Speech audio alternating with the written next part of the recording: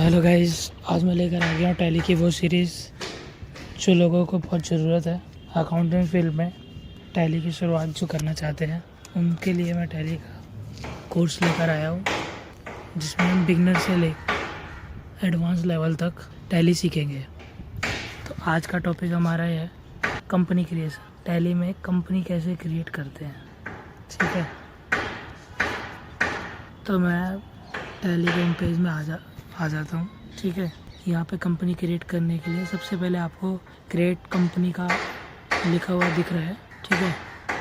आपको उस पर जाना है, जाकर एंटर करते हैं तो पहला पूछता है कंपनी नेम। तो हमें कंपनी जिस नाम से हमारी रजिस्टर्ड है या हम जिस नाम से शुरू कर रहे हैं वो कंपनी का नाम आएगा।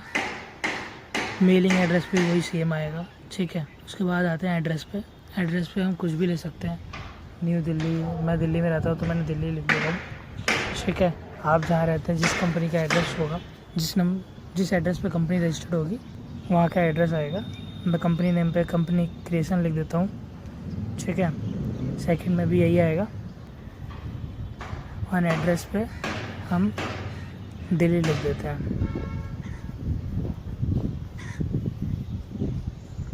न्यू दिल्ली लिख देते हैं। हम एड्रेस पे न्यू दिल्ली लिख देते हैं, ठीक है। अब एंटर करके नीचे आएंगे। यहाँ में हमसे पूछेगा स्टेट, तो हम दिल्ली से हैं तो हम दिल्ली सेलेक्ट करेंगे। फिर वो पिन कोड पूछेगा अपने एरिया का, और पिन कोड डाल देंगे। टेलीफोन नंबर डाल देंगे, जो मोबाइल नंबर रजिस्टर्ड है वो डाल देंगे। फैक्स नंबर छोड़ देंगे। ईमेल आईडी आपके पास होगी ऑलरेडी कंपनी की, वो डाल देंगे। और वेबसाइट होगी तो वेबसाइट डाल देंगे।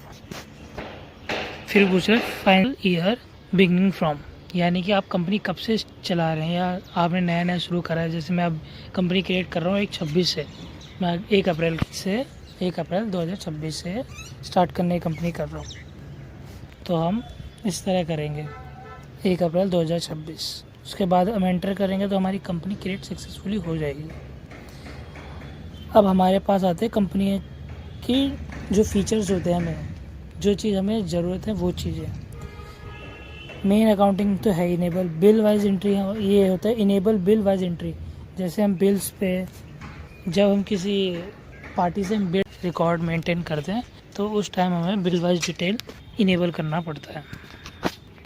कॉस्ट कैटेगरी हम आपको बाद में बताएंगे आने वाली वीडियोस में। इन्वेंट्री मैनेजमेंट करनी पड़ती है अगर जब हम किसी स्टॉक्स में डील करते हैं। ये सामान है हमारे पास, मैंने परचेज आइटम्स को, जो नए आइटम्स होते हैं हमारे, उनके अलग अलग, तो उन चीज़ को मेंटेन करने के लिए हमारे पास कितना स्टॉक बचा है क्या वगैरह वगैरह, तो उस चीज़ को मेंटेन करने के लिए हम इन्वेंट्री मैनेजमेंट रखते हैं। मेंटेन करने के लिए इन्वेंट्री का यूज़ होता है, ठीक है। ये सारी उसी के यूजेज है। डिस्काउंट है, कॉलम, ये सब आपके इन्वॉइसेस में पूछते हैं। जब हमें डिस्काउंट मिलता है इन्वॉइस के टाइम, या किसी को देना होता है कितने % पे, तो उस टाइम होता है। इनेबल GST एंड सर्विस, जब हम GST पर रजिस्टर होते हैं तो हमारे को ये भरना पड़ता है। कंपनी की डिटेल्स होती है, रेगुलर है, आप रेगुलर रिटर्न फाइल करते हो, रेगुलर हो कंपनी में, GST में या कंपोजिशन में हो, GST नंबर डालना है आपको यहाँ पे।